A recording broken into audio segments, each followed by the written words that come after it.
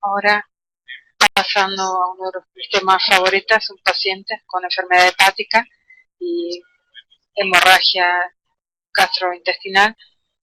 Empezamos con estos temas con el programa de trasplante hepático. A fines de los 90 generalmente había mucho sangrado y tratamos de identificar cómo tratar a estos pacientes de mejor manera.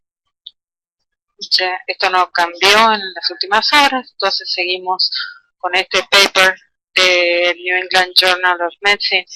Ha habido muchos estudios para comparar las estrategias más liberales o más restrictivas de transfusión, y el resultado es que no hay una diferencia significativa en mortalidad, pero decimos que si lo restrictivo es tan bueno como lo liberal, ¿por qué transfundir más? Así que el sangrado gastrointestinal alto es el único caso donde hay una diferencia y hay una mejora en la sobrevivencia con una terapia restrictiva. La interpretación es que sabemos que el mejor predictor de hemorragia en el paciente cirrótico es la hipertensión portal. Ser muy liberal con el volumen puede aumentar. Los trasplantes hepáticos hace unos años usamos un sistema de infusiones repetitivas. Teníamos casos donde se administraban hasta 3 litros de sangre por minuto, pero eso llevaba a un círculo de más transfusiones. Hoy en día somos más restrictivos en el volumen y hay una razón por la cual nos alejamos de esto administrando plasma concentrado, porque el concentrado es muy bajo y el volumen es alto, y eso lleva a más sangrado que menos. Lo que tenemos que aprender es que en una situación de paciente cirrótico, cuando vemos los test estándares de laboratorio, uno ve que van a empezar a sangrar porque el PT es prolongado, el INR es alto, y los factores dependientes de la vitamina K en el hígado son bajos. Entonces podemos esperar que el factor 5 que se produce en el hígado y el INR y el PT no reflejan que los antagonistas como la proteína C y estos valores son bajos, entonces hay un reequilibrio del sistema que no se refleja en el test estándar. También algunos factores del sistema fibrolípido como el plasminógeno son bajos, y el ADAM-TS, el factor de von Willebrand, también se produce en el hígado y es bajo, pero del otro lado el factor que viene de las células endoteliales es muy alto y el factor 8 también. Entonces en este paciente tenemos un nuevo equilibrio del sistema, pero en el nivel bajo. Esto significa que este sistema puede revertir en sangrado o trombosis, y a veces en ambos al mismo tiempo. Entonces es lo que aprendimos en los últimos años. No deberíamos corregir los test de laboratorio en los pacientes cirróticos porque reflejan la severidad de la enfermedad hepática, pero no son buenos predictores de sangrado en este contexto. Esta editorial que hicimos con mi colega Sanner,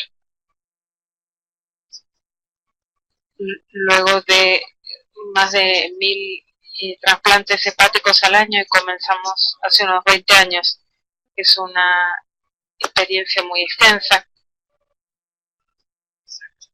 y tuvimos 10.000 casos ya, y reconocemos que 30 al 90% de las transfusiones de plasma no serían necesarias, en particular en este contexto, y no se hacen de modo adecuado.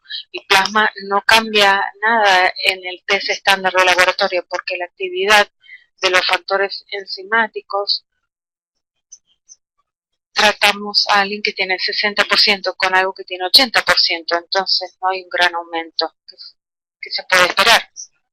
Esto se ha visto en otro estudio de Pittsburgh, tal vez lo conocen, es uno de los centros de referencia para el trasplante hepático en Estados Unidos, y lo que hicieron fue tomar un modelo de la efectividad de la transfusión de plasma y los concentrados de factores, y tenían 3 modelos. el E0 significa un trasplante hepático en la inducción de la anestesia y por supuesto la generación de trombina se reduce aquí. Ese es el control con administrar 10% del volumen de la sangre como plasma congelado, cambió a 973. Eso no es un aumento, no es una caída, pero se mantiene al mismo nivel. Eso significa que aumentamos el volumen sin aumentar la actividad, que generalmente tiene el efecto en el cirrótico de aumentar la hipertensión portal y hay más sangrado. Por otro lado, si realmente tenemos que aumentar la generación de trombina, PCC tiene un efecto dependiente de la dosis y podemos calcular lo que estamos haciendo y lo hacemos con muy pequeño volumen. El segundo punto fue el trasplante hepático en reperfusión. La sorpresa fue que aquí el potencial es menor, de alrededor de 830, y con plasma aumenta a 845. Es 1 o 2% de aumento, si es que lo hay. Una vez más, solo cambiamos el volumen, pero no cambiamos la generación de trombina. Una vez más, con el PCC tenemos un efecto dependiente de la dosis y el tercer modelo fue un paciente en anticoagulación. Una vez más, el nivel es mucho menor, solo 390, pero con la administración de plasma. Esto lo sabemos de otros estudios comparativos que vieron la reversión, que necesitamos grandes cantidades de plasma por mucho tiempo para evitar la transfusión, la sobrecarga por transfusión. Así que aquí tampoco es efectiva la infusión de plasma. Nuestros hepatólogos, por supuesto, utilizamos ROTEM durante la operación, luego en la UTI y luego los médicos dicen, qué interesante, porque por supuesto tenemos muchos pacientes con cirrosis que necesitan cada tanto una biopsia hepática o algo así, y al principio por supuesto tenían miedo porque la cuenta de plaqueta era baja y se preguntaban si había que corregirlo antes de hacer una biopsia o no. En este estudio, mi colega vieron que antes de hacer una biopsia nos dan una muestra de sangre, hacemos un análisis de ROTEM y vemos un reequilibrio y no se hace nada. Vemos que no se pudo reducir el plasma congelado porque no se administra, pero estaban corrigiendo antes en varios casos el PCC.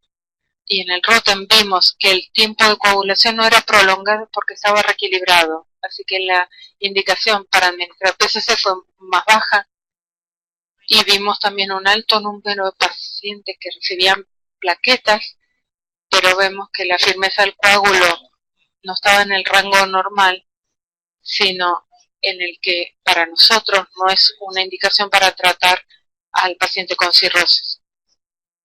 Así que cayó el número de administración de plaquetas sin complicaciones en esta población.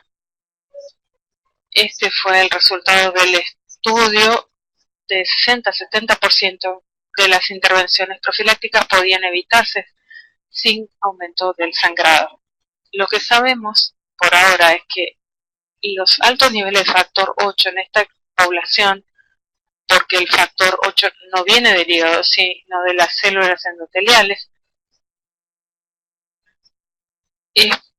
eso significa que los niveles altos de factor 8 están asociados con un aumento en el riesgo de fibrosis hepática y de trombosis en la vena portal. Eso significa que administrar liberalmente el plasma o el crío en el paciente hepático, yo creo que hay una gran diferencia entre los en trauma, no importa, pero en el paciente cirrósico puede aumentar la incidencia de trombosis de la vena portal. Entonces tuvimos un debate hace unos años en Bangkok y tenían la idea de un auto como la hemostasis. Mucha gente entiende los autos, pero no tanto la hemostasis. Entonces la hemostasia en un cirrótico se parece a un auto viejo. Usé acá un escarabajo. ¿Cuál es el problema del sistema coagulatorio en un paciente cirrótico? Por supuesto, los factores dependientes de la vitamina K, como el factor 7, son bajos. Eso significa que este sistema tiene un problema para arrancar. Le lleva 2 o 3 intentos para que comience a funcionar el sistema de coagulación. El factor 7 es bajo. Todo lo importante para arrancar el sistema está abajo, pero también sabemos que el sistema extrínseco está cerrado, incluso se cierra en el paciente normal, incluso bastante rápido. Así que el sistema funciona con la parte intrínseca, el motor de generación de trombina. En el cirrótico, una vez que se inicia el sistema, se genera más trombina, porque el factor 8 es muy alto. Este no es el problema en este paciente. Tenemos que ver el factor 2. Tiene que convertir el fibrinógeno en fibrina, y en el cirrótico el fibrinógeno está modificado, entonces no es normal. Y el factor 13 puede ser bajo. Eso puede dar lugar a un problema de polimeración de la fibrina. Y ahora llegamos al mayor problema del cirrótico. Es lo mismo que el auto. Los frenos no funcionan. Entonces la generación de trombina, una vez que empieza, hay baja proteína C, y eso significa que es como manejar un Ferrari sin frenos, y sabemos que es una situación mala. Si la generación de trombina se inicia, incluso con un alto INR, generalmente desarrollan una trombosis de la vena portal, y eso es porque los frenos no funcionan, y eso no se los refleja los test de laboratorio normales. Entonces hay que ver muy en detalle la proteína C y la trombina, pero el INR y otras medidas no reflejan la presencia de estos inhibidores. Esto nos permite ver más claramente cómo funciona el sistema de coagulación. No arranca fácilmente, pero una vez que funciona no se lo puede frenar y desactivar. Lo que aprendimos en la población de trasplante hepático y en los cirróticos y en los pacientes con cirugías invasivas es que si comienzan a sangrar, tenemos que saberlo cuanto antes y ver qué está pasando en el paciente, porque el tiempo es vida. Y en el caso de trasplante hepático es la única población donde medimos a distintos puntos de tiempo. Podemos ver si es necesario hacer todos los medicinas, si siempre es necesario. Y la hemorragia masiva para nosotros son 2 unidades de sangre. Cuando discutimos si deberíamos comenzar a usar ROTEM en la UTI y no solo durante el procedimiento en el quirófano, hay un estudio de mi colega Sanner. Tomaron una muestra al ingresar a la UTI y querían predecir si este paciente tenía riesgo de sangrado en la UTI o si podían estar tranquilos. Hay muchos datos aquí, pero les muestra cómo generamos valores de corte para nuestros algoritmos. No son rangos de referencia. Lo que se hizo acá, con 240 trasplantes, con el análisis podemos identificar el punto de corte óptimo, y para el porcentaje de PT, el corte no es 50 o 70, sino 29, o sea, 30%. Y luego vimos los valores predictivos positivos y negativos. Si el valor es más de 30 aquí, el valor predictivo negativo es 91%, o sea, hay 9% de chances de sangrar.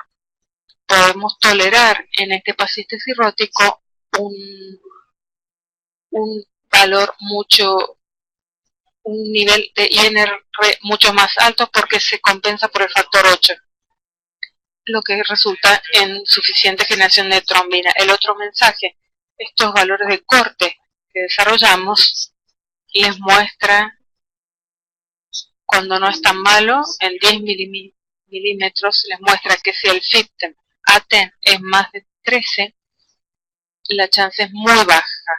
El valor predictivo negativo es 95.8. Así que no podemos excluir un sangrado. O sea que si sangre, aportar fibrinógeno es la mejor opción de todas las terapias.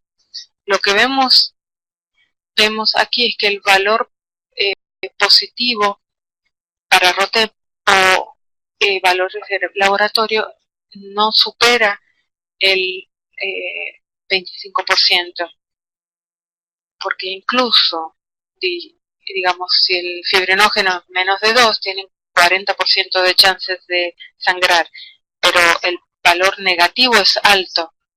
Si estamos por encima de cierto valor de corte, tenemos pocas chances de que vayamos a ofrecer cualquier beneficio con una intervención. Este es cómo entendemos nosotros cómo se pueden generar estos valores de corte y cuáles son los valores para nuestras intervenciones.